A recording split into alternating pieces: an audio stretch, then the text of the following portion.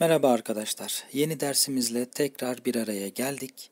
Bu yeni dersimiz la condition yani şart. Şart gibi şart cümleleri arkadaşlar. Bu şart cümleleri ne anlatırken uymamız gereken zaman uyumu denen kavram var. Şimdi onları açıklayacağım size. Tabii ki bu dersimizde bütün şart kipini, şartla ilgili cümleleri ya da konunun tamamını göremeyeceğiz. Çünkü henüz anlatmadığım zamanlar var. O zamanları size B1 seviyesine geçtiğimizde anlatacağım. Dolayısıyla tekrar o seviyede de bu la condition konusunu o zamanlarla birlikte tekrar göreceğiz. Çünkü zaman uyumunda farklı zamanların bir arada kullanımı ile ilgili cümle düzenleri var. Dolayısıyla burada ancak bizim daha önce gördüğümüz zamanlar üzerinden gideceğiz. Birkaçını anlatacağım. Şart nasıl, şart kipi nasıl, şartlı cümleler nasıl kurulduğunu size açıklayacağım bu derste. Şimdi başlayalım. Öncelikle la condition'da ilk bilmemiz gereken arkadaşlar si. Yani İngilizce'de if dediğimiz si'yi kullanmamız gerekiyor. Si eğer demek. Yani işte şart için. Art présent şimdiki zaman, akabinde de futur'u kullanıyoruz. Yani gelecek zamanı. Yani si artı şimdiki zaman, akabinde devam eden cümlede gelecek zaman olacak. Bir formülümüz böyle. Ondan sonra devam edeceğiz. Diğer şekilde de nasıl şart gibi şartlı cümleler kuracağımızı anlatacağım. Şimdi birkaç örnek vermek istiyorum. Si artı şimdiki zaman artı gelecek zamanla ilgili. Örneklerimiz şu şekilde. Si je travaille beaucoup, je gagnerai beaucoup d'argent. Şimdi bakın, önceki cümlenin ilk kısmı présent, şimdiki zaman. Si je travaille beaucoup, eğer çok çalışırsam, je gagnerai beaucoup d'argent.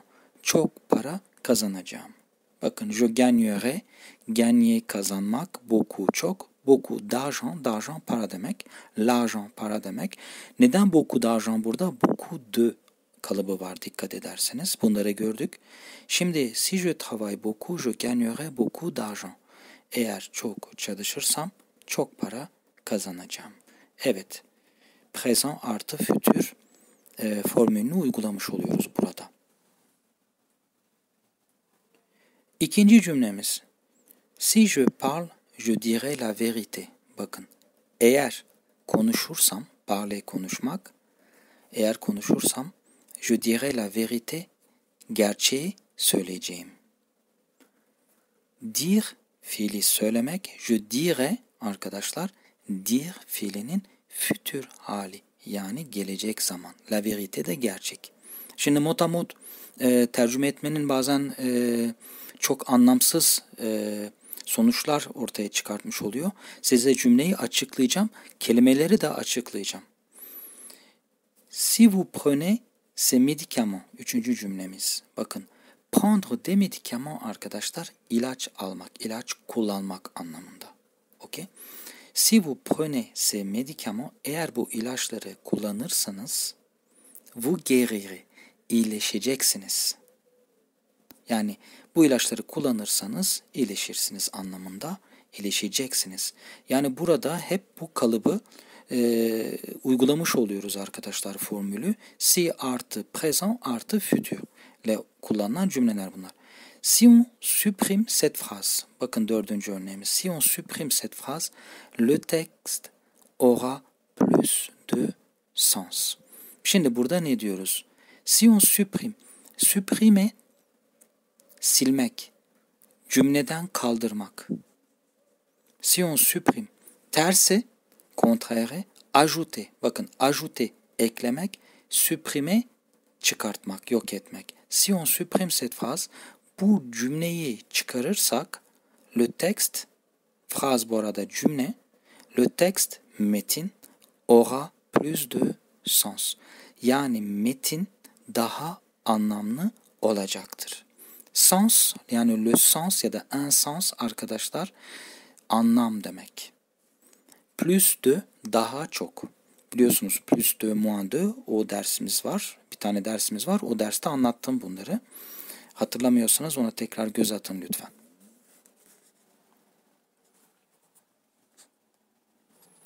Şimdi 5. cümlemiz. Si nous avons du temps, nous t'aiderons. Bakın. Si nous avons du temps.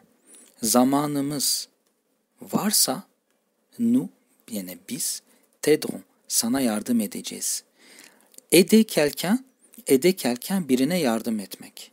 T'aider yani toi sana yardım etmek. Burada eğer zamanımız varsa, zamanımız olursa anlamında nous t'aiderons. Sana yardım edeceğiz. Aider yardım etmek. Nous aiderons aslında nous aiderons toi aslında sana yani. Ama burada nous t'aiderons diyoruz. Çünkü karşıdaki kişiye yani karşımızdaki kişiye de bahsettiğimiz kişiye yardım etmiş oluyoruz. Buradaki toi aslında tu. Evet, sana yardım edeceğiz. Son cümlemiz örnek. Si tu viens, nous irons au théâtre. Şimdi si tu viens eğer gelirsen venir arkadaşlar venir fiilinin çekimi nous irons. Irons da hangi fiilin çekimi arkadaşlar? Futur burada tabii ki. Futur. Aller fiilinin gelecek zamanı. Aller fiilinin futur hali çekimi. Nous irons au théâtre. Gelirsen tiyatroya gideceğiz. Evet. Burada gördüğünüz gibi kalıbımız bu şekilde.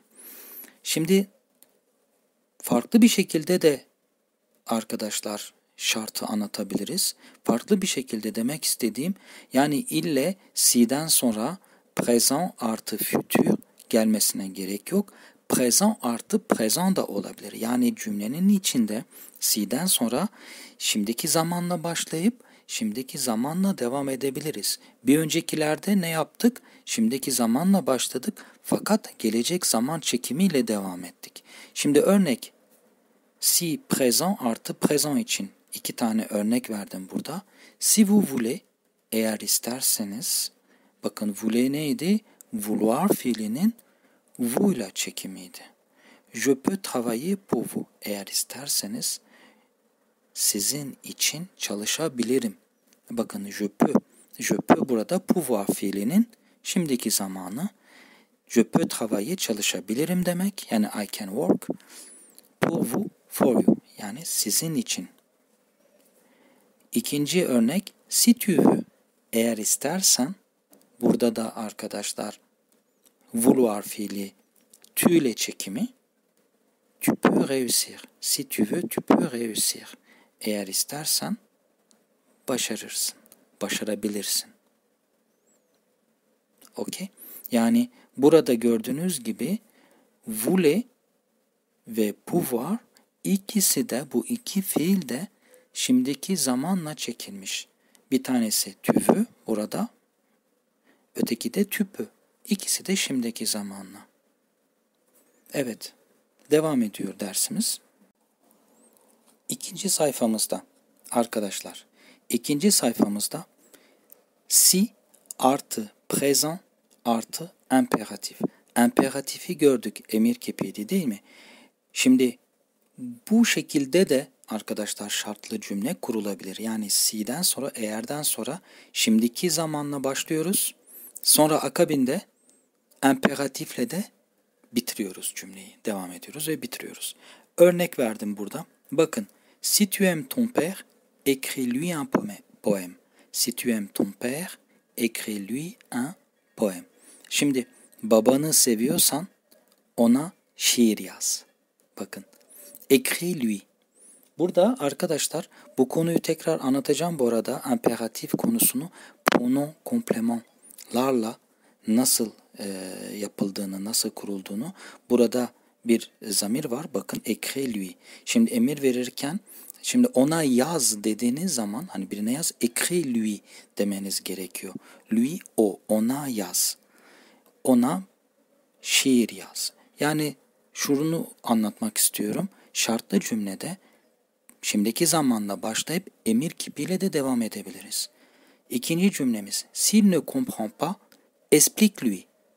Anlamıyor ise, bakın, s'il ne comprend pas. Comprendre, anlamak fiili. Explique-lui. Ona anlat. Yine bakın, lui. Expliquer, anlatmak. Explique-lui, arkadaşlar, emir kipinde anlat ona anlamında. Si vous avez faim, üçüncü cümlemiz. Eğer karnınız aç ise, acıktıysanız, bakın, avez faim arkadaşlar bir kalıp. Avoir faim, j'ai faim derseniz karnım acıktı. Tu as faim dersen senin karnın acıktı. Avoir faim kalıbı karnımızın acıktığını ifade etmek için kullanılan bir kalıp. Si vous avez faim, karnınız aç ise servez-vous. Şimdi servir, se servir, daha doğrusu se servir, kendine, yani kendin için bir şeyler alman. Yani masada yemek var mesela, buyurun demek. Yani servez-vous, buyurun, buyurun, başlayın, yemeği başlayın, yiyebilirsiniz anlamında. Kendine servis yap anlamında da hani çok motamot düşünürsek, ama tabii ki öyle denmiyor. Servez-vous burada aslında karnınız açsa buyurun, başlayın, yemek yiyin anlamında. Evet. Son örneğimiz burada. Si vous êtes fatigué, bakın, reposez-vous. Eğer yorgunsanız, yorulduysanız, reposez-vous. Repose neydi arkadaşlar? Se repose fiili, çift zamirli fiili. Burada da se servir bu arada arkadaşlar çift zamirli bir fiil. Se repose de dinlenmek. Reposez-vous dediği zaman dinlenin. Evet. Si vous êtes fatigué, reposez-vous. Yorgun iseniz dinlenin. Dinlenin. Evet. Şimdi pour exprimer une idée de condition ou d'hypothèse. Şimdi şart var, bir de hipotez olayı da var burada. Onu da ileride göreceğiz arkadaşlar. Genel anlamda burada si artı présent artı futur demin gördüğümüz gibi.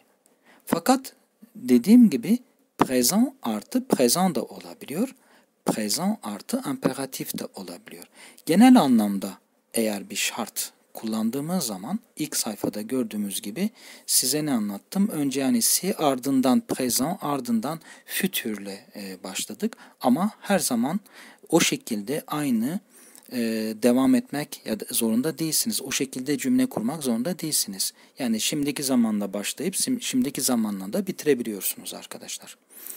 Ve imperatif de kullanabiliyorsunuz gördüğünüz gibi örneklerde. Yani bu tip cümleler karşınıza çıkarsa bilmiş olun. Şimdi devam edeceğiz. Son sayfamıza geçeceğiz ve bir diyalog var arkadaşlar son sayfamızda. Sonra da dersimizi bitireceğiz. Evet, örnek diyalogda anlattım. Evet, bu son sayfada bir diyalogumuz var. Bu diyalogda az önce anlattığım si ile başlayan yani şartlı cümleler geçiyor. Amacımız da tabii bu cümlelerin nasıl durumlarda kullanıldığını görmek. Bu diyalog arkadaşlar ajans immobilier dediğimiz yani emlak ajantasında geçiyor. Bir satıcı var, yani emlak ajantasının sahibiyle bir bayan arasında geçiyor diyalog. Kadın ev almak istiyor. Yetkili de ona bir takım tekliflerde bulunuyor. Evet, şimdi önce okuyacağım Fransızca. Akabinde de Türkçe açıklamasını yapacağız. Evet, başlıyoruz. Bonjour monsieur, je cherche une maison dans un quartier calme. Bonjour madame, dans quel quartier souhaitez-vous habiter? Pouvez-vous me donner plus de détails, s'il vous plaît? Si vous me montrez quelques photos, cela pourra m'aider. Oui, bien sûr. Voici quelques photos de maisons en vente. Merci beaucoup. Par exemple, cette maison est très belle, mais le prix est trop élevé. Evet, trop ile élevé arasında ulama var arkadaşlar. P burada okunuyor. Si vous pouvez obtenir un crédit bancaire, vous pourrez l'acheter. Malheureusement, les taux sont trop élevés. Alors, Venez avec moi. Nous allons d'abord voir ensemble les maisons qui se trouvent au centre-ville. Non, je préfère vivre en banlieue car c'est plus calme. Si vous habitez près de votre lieu de travail, c'est un avantage. Oui, je sais, mais si c'est trop cher, je ne pourrai pas profiter de cet avantage, monsieur. Si vous gagnez moins, vous ne mourrez pas de faim. Evet, şu an okudum. Şimdi de Türkçe olarak açıklayacağım size. Evet, şimdi Türkçe olarak açıklamasını yapacağım. Evet. Bonjour monsieur, merhaba bayım. Je cherche une maison dans un quartier calme.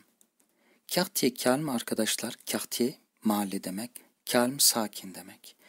Sakin bir mahallede ev arıyorum, bir ev arıyorum diyor, bir daire arıyorum diyor aslında kadın.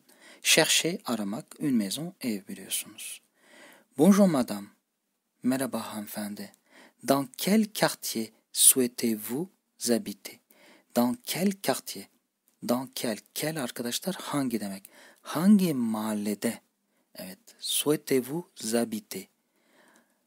İkamet etmek, yaşamak, oturmak istiyorsunuz. Souhaiter, vouloir'la eş anlamlı, souhaiter arzu etmek aslında. Désirer, souhaiter, vouloir hepsi hemen hemen aynı anlamda arkadaşlar. Souhaiter istemek burada. Hangi mahallede oturmak istiyorsunuz?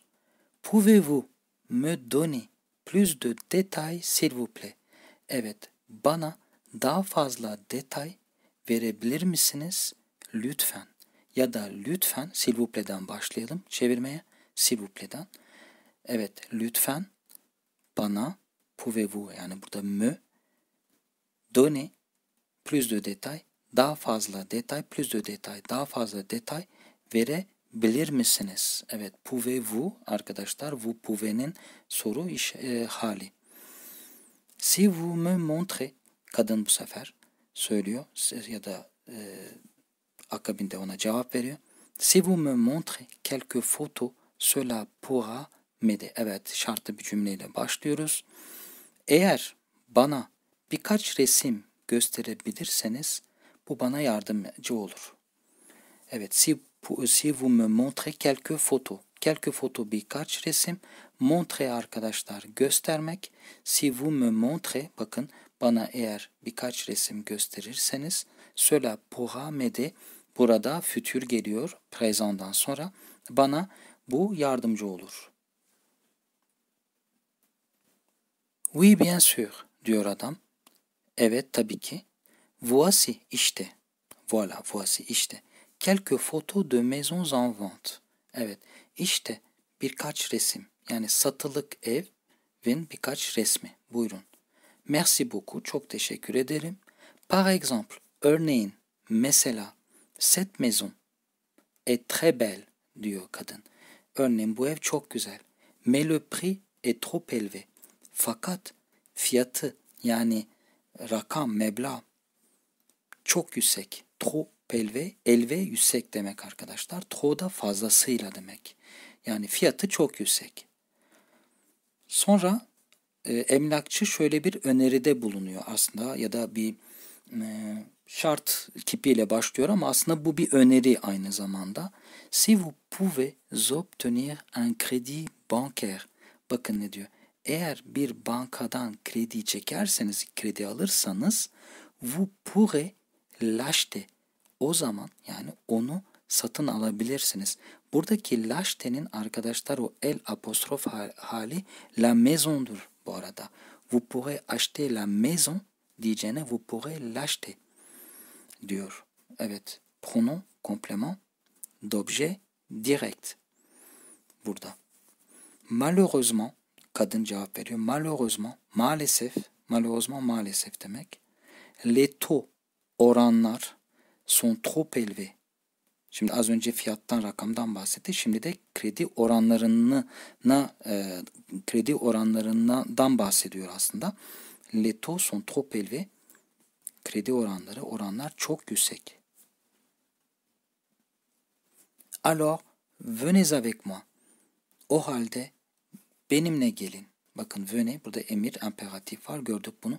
Venez avec moi, benimle gelin. Nous allons d'abord voir, öncelikle, nous allons voir ensemble. Birlikte bakacağız, birlikte göreceğiz. Ensemble, birlikte demek, beraber demek. Les maisons qui se trouvent au centre-ville. Öncelikle şehir merkezindeki evlere bakacağız. Şehir merkezinde bulunan evlere bakacağız, dairelere bakacağız. Centre-ville, şehir merkezi. Qui se trouve, bakın burada les maisons qui se trouve arkadaşlar. Pronom relatif var burada. Pronom relatif konusu var. O dersimizde anlattık. O pronom relatifler dersimizi tekrar edin isterseniz. Kadın da diyor ki non, hayır. Je préfère, tercih ederim. Je préfère vivre en banlieue car c'est plus calme. Kadın diyor ki ben banliyöde yaşama, yani şehir dışında, şehir çevresinde, merkezde değil yaşamayı tercih ederim. Çünkü car, parce que aynı anlamda daha sakin, car c'est plus calme. Daha sakin olduğu için şehir banliyösünde, yani çevresinde yaşamayı tercih ederim. Préférer, tercih etmek arkadaşlar. Şimdi adam, yani emlakçı şunu diyor. Si vous habitez, bakın gene şartlı cümle. Si vous habitez, eğer oturursanız, yani ama nasıl bir cümle? Près de votre lieu de travail, c'est un avantage. Eğer çalışma yerine yakın bir yerde oturursanız bu bir avantaj diyor. Bakın lieu de travail, çalışma yeri arkadaşlar. Yani iş yerine yakın. İş yerinize yakın bir yerde oturursanız c'est un avantage. Burada bakın si ile başlıyor. Présent, şimdiki zaman. C'est un avantage da arkadaşlar bakın gene présent ile bitiyor. Yani her zaman futur gelmiyor gördüğünüz gibi. Présent'la da olmuş olabiliyor. C'est un avantage, bu bir avantaj diyor emlakçı. Kadın, oui, je sais. Evet, biliyorum. C'est burada savoir'ın şimdiki zaman çekimi. Savoir, bilmek. Je sais, evet biliyorum. Mais si c'est trop cher, je ne pourrai pas profiter de cet avantage, monsieur. Fakat si c'est trop cher, eğer çok pahalı ise, burada da akabinde bakın futur cümle geliyor. Je ne pourrai pas profiter de cet avantage. Şimdi adam diyor ki evet, iş yerinize yakın oturursanız bu bir avantaj. Ama kadın da şunu diyor. Eğer çok pahalıysa ben bu avantajdan, ben bu imkandan yararlanamayacağım bayım diyor. Mantıklı bir cevap. Çünkü çok pahalıysa alamayacak. Dolayısıyla bir anlamı yok iş yerine yakın bir ev almanın. Evet, si c'est trop cher, eğer pahalı fakat çok pahalı ise je ne pourrais pas. Bakın burada pouvoir fiilinin futur hali var ama olumsuz olarak kullanmış. Çünkü faydalanamayacağı bir avantajdan, bir imkandan bahsediyor. Je ne pourrais pas profiter. Profiter de, bakın profiter de quelque chose arkadaşlar. Bir şeyden faydalanmak, o avantajdan, o imkandan, fırsattan faydalanmak demek.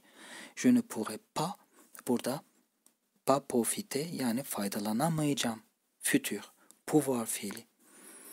Sonra si vous gagnez moins, eğer daha az kazanırsanız, vous ne mourrez pas de faim. Açlıktan ölmezsiniz diyor kadın. Tabii ki bu diyalog tamamen benim kurgum. Hani herhangi bir yerden bir alıntı değil.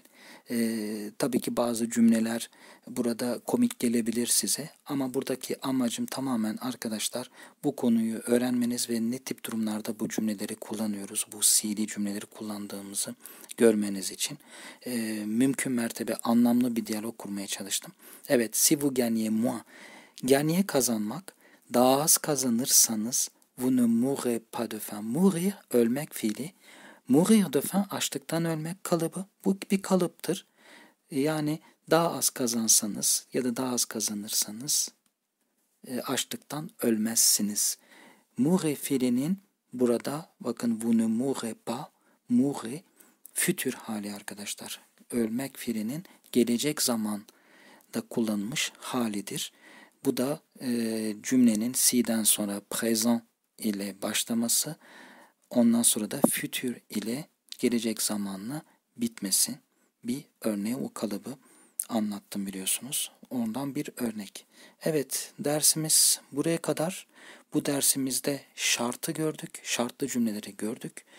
Yakında B1'e geçince dediğim gibi yine bu konuyu göreceğiz ama farklı zamanlarda var. Çünkü zaman uyumundan dolayı farklı farklı zamanlar birbiriyle uyumlu oluyor. Evet, kendinize çok iyi bakın. Sonuna kadar izleyin. Bu dersleri izlerken defter tutun.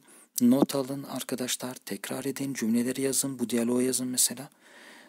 O nedenle disiplinli ve düzenli çalışırsanız öğrenmemeniz için hiçbir sebep yok.